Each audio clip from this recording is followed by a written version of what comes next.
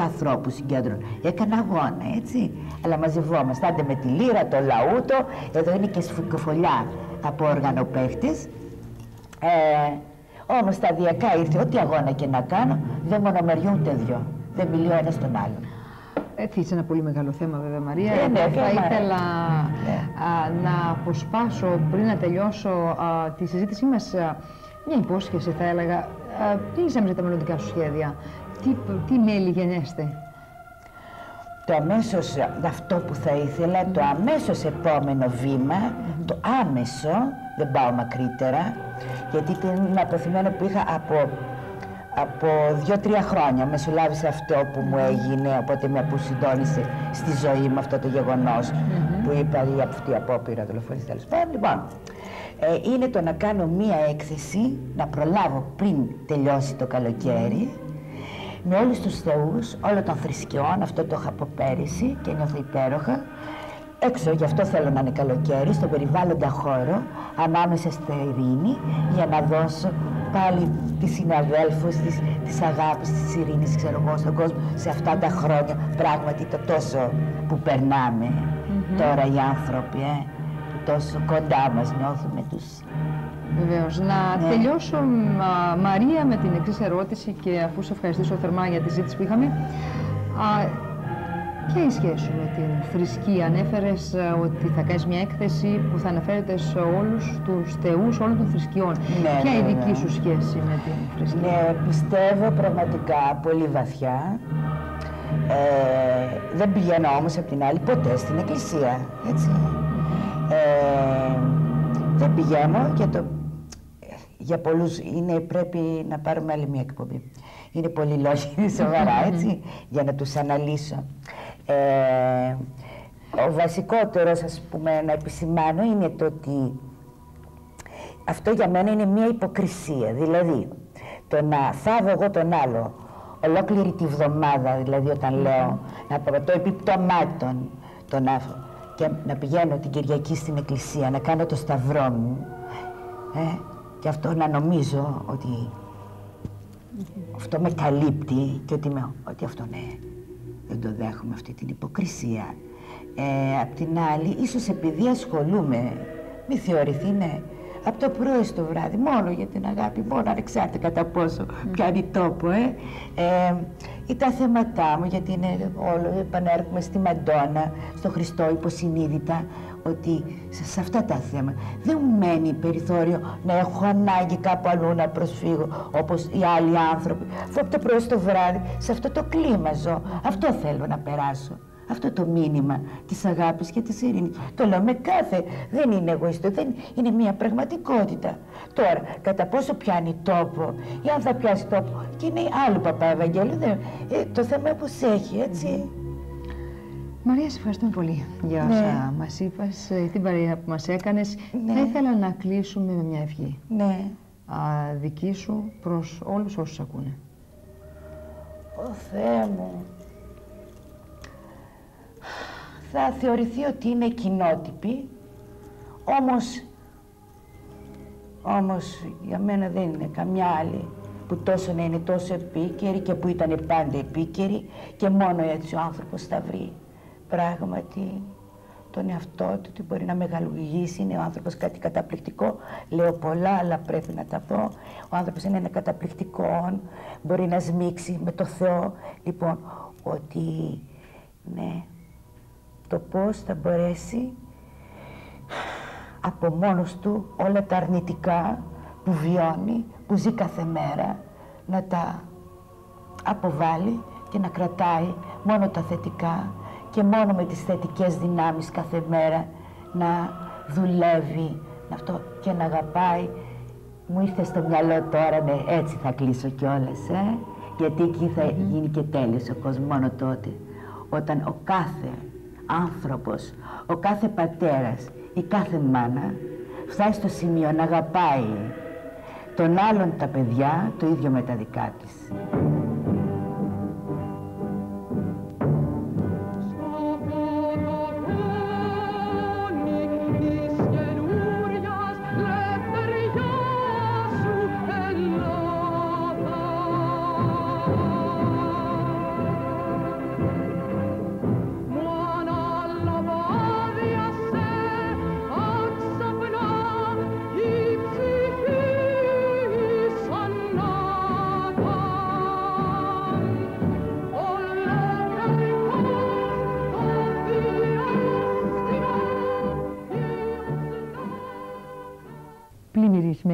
ζωγραφική της Μαρίας από την αγάπη για τον άνθρωπο και την αγωνία της για την απάνθρωπη ζωή που έχει διαμορφώσει ο ίδιος ο άνθρωπος για τον συνάνθρωπό του. Μακάρι, Μαρία, να έχεις πάντα κουράγιο, να συνεχίζεις να αγωνίζεσαι για την ειρήνη, την αγάπη, τη δικαιοσύνη. Η χαρακτική τέχνη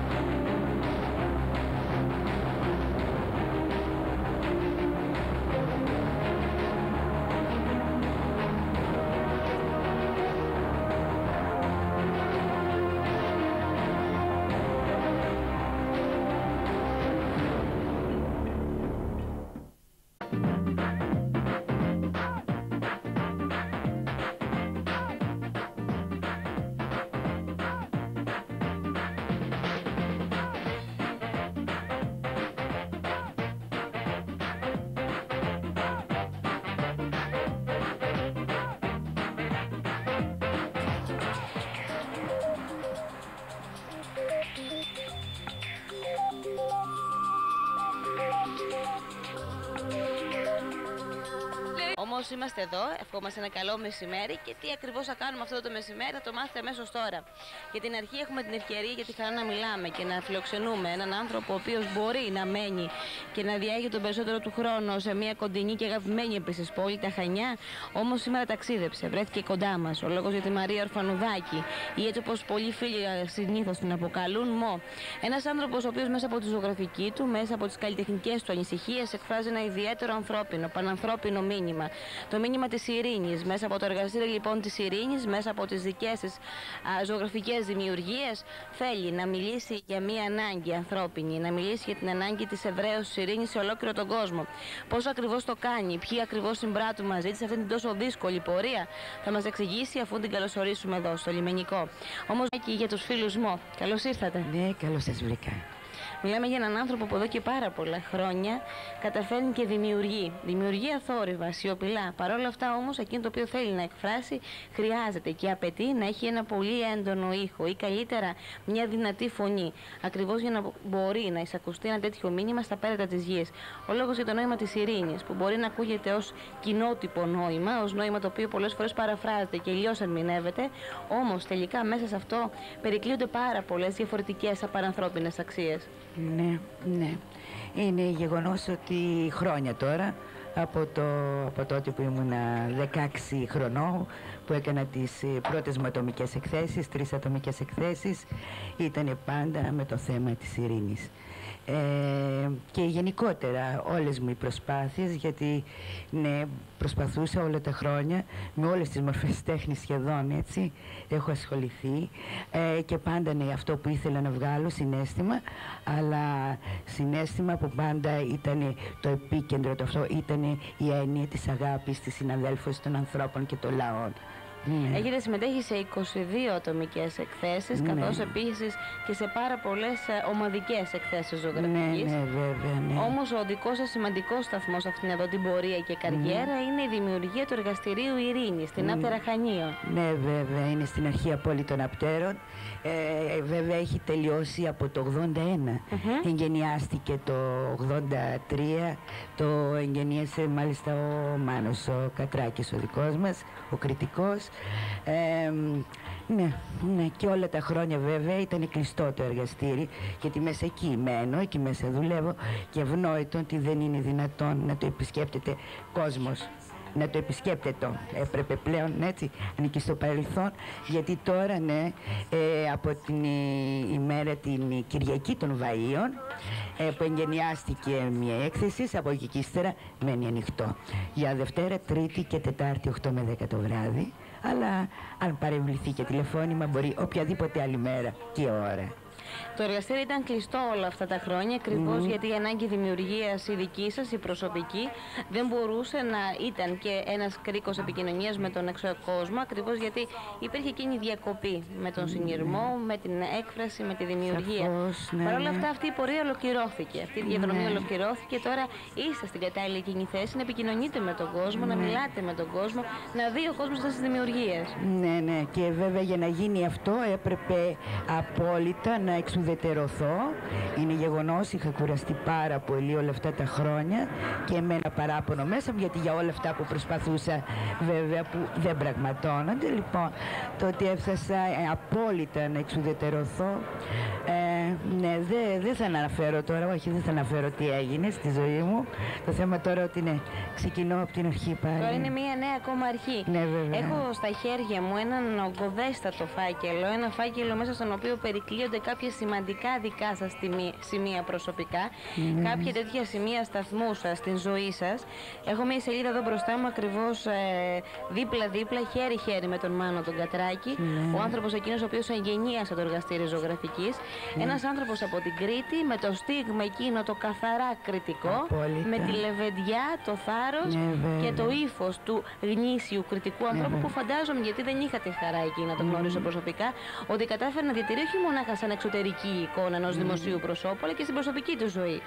Ναι, βέβαια. Μπορώ να εκφέρω γνώμη, γιατί τα τελευταία 10 χρόνια ότι απόλυτα πριν να εγκατασταθώ στην Κρήτη, σχεδόν κάθε μέρα, κάθε βράδυ είμαστε μαζί.